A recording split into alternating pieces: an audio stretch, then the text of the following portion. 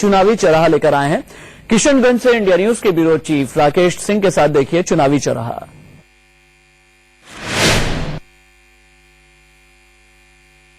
सीमांचल में मुकाबला काफी रोचक है और हम चुनावी चौराहा लेकर पहुंच चुके हैं किशनगंज।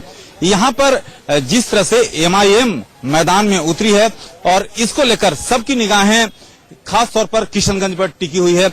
हमारे साथ यहाँ पर जहाँ सभी पार्टी के यहाँ पर नुमाइंदे हैं, चाहे बात करें महागठबंधन की या फिर एनडीए की, एमआईएम की, मुस्लिम लीग और साथ ही साथ यहाँ जो पप्पू यादव की पार्टी है उनके भी प्रतिनिधि यहाँ पर हैं, साथ ही साथ यहाँ की जनता जनार्दन है। सबसे पहला सवाल कांग्रेस से, सबसे खास बात यह है कि आपके जो उम्मीदवार हैं दूसरी बार विधानसभा में पहुंचने की फिराक में हैं, जनता उन्हें इस बार फिर क्यों चुने?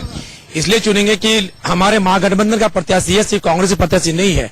हमारे नीतीश कुमार बिहार के विकास पुरुष में गिने जाते हैं और आप लोगों ने सर पिछला चुनाव देखा होगा, सीमांचल में कहीं भी हम लोग भाजपा की खाता खोलने नहीं देंगे।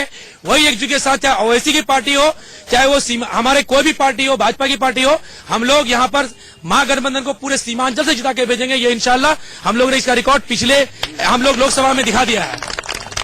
ये हमारे महागठबंधन की जीत है। नीतीश कुमार विकास पुरुष है। नीतीश विकास पुरुष हैं।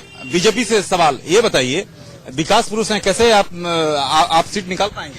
हम किशनगंज जिले को संदर्भित करके देखेंगे तो आज तक आजादी के बाद से इस पूरे जिले को संदर्भित करके देखें तो राजनीतिक नेतृत्व जितने रहे हैं उनमें क्षेत्रीय संवेदना शून्य रहा है। यहाँ पे जितने हमारे उम्मीदवार हैं और यहाँ जो हमारी बिहार में सरकार बनने जा रही है या हम बनाने की इच्छा रखते हैं, हम इन्हीं सब चीजों को देखते हुए कि किशनगंज जिला में किस प्रकार से हम इन चीजों को दूर कर पाएंगे और किस प्रकार से यहाँ पे रोजगार और शैक्षणिक दृष्टिकोण से यह क्षेत्र बहुत पिछड़ा हुआ है, इन क्षेत्रों में ऊपर कर सकते। आप बताइए, जनता पप्पू यादव की पार्टी को यहाँ पर क्यों तरजीह दे?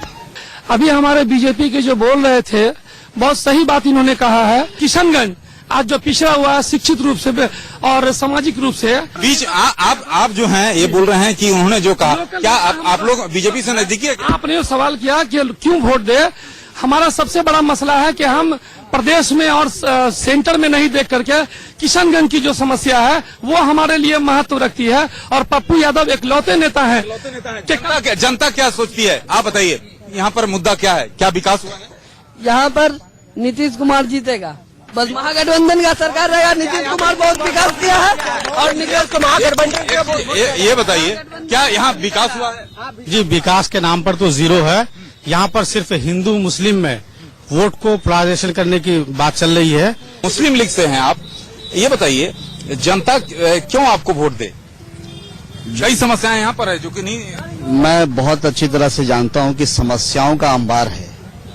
जनता मुझे वोट इसलिए दे, हम जहाँ पर हैं वहाँ के नौजवान को शिक्षा और उसके साथ साथ उनको जो मेन चीज चाहिए वो सारी सुविधाएं। आप बताइए, जेडीयू आप पर लग रहा है कि आप विकास पुरुष नहीं हैं, नीतीश जी विकास पुरुष नहीं है। अभी बीजेपी के भाई साहब ने क्या कहा कि यहाँ पानी की कमी है। 7 साल सरकार में रहे, ये सोए रहे, उनको उस वक्त बिजली पानी की जरूरत नहीं महसूस हुई। उस वक्त क्या कहते थे, सुशील मोदी जब है तो नरेंद्र मोदी की जरूरत बिहार में क्यों? आज क्यों ला करके उन्होंने जैसे नुक्कड़ सभा करना शुरू किया। एक प्रधानमंत्री इतनी सभा करेगा? प्रधानमंत्री की गरिमा उन्होंने गिराया है।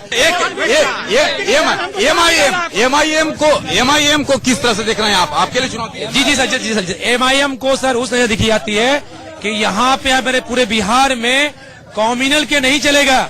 हम लोग एमआईएम के जो हमारे जो नेता हैं वो सिर्फ मुस्लिम बोलते हैं। इस देश को वही चलाएगा जो सेकुलर ताकत होगा, जो हिंदू मुसलमान सिख ईसाई को लेकर चलने वाला आदमी रहेगा, वो हमारे नीचे। आप हिंदू और मुसलमान की राजनीति नहीं होनी चाहिए, हिंदुस्तानी की राजनीति होनी चाहिए। किशनगंज का विकास क्या है आप इस रोड पे खड़े होकर देख सकते हैं। यहाँ पे किसी तरह का कोई विकास नहीं है। अगर बात होना चाहिए जो विकास करेगा उसकी सरकार बनेगी, चाहे जो विकास करेगा उसकी सरकार बनेगी। मैं भारतीय जनता पार्टी के लोगों से पूछना चाहता हूँ कि 18 महीने में प्लेटफॉर्म टिकट 10 रुपए कैसे हो गए? टिकट के 30% दाम कैसे बढ़ गए? दाल के दाम कैसे बढ़ गए? प्याज के दाम कैसे बढ़ गए? मैं पूछना चाहता हूँ।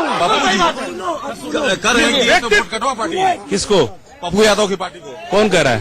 ये आपके जेडीयू वाले एक मिनट जदयू तो खुद अपने आप को 243 से 100 पे ले आती, वो तो खुद कट गई, वो दूसरे को क्या वोट कटवा कहेगी।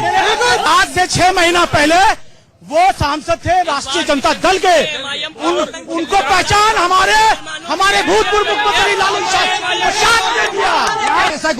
एक चीज यहाँ पर साफ है कि जिस तरह से सीमांचल में मुकाबला काफी रोचक है और जिस तरह से एमआईएम मैदान में उतरी है, ऐसे में ये देखना काफी महत्वपूर्ण होगा कि जनता यहाँ पर किसे अपना वोट देती है। कैमरामैन सुनील के साथ राकेश कुमार।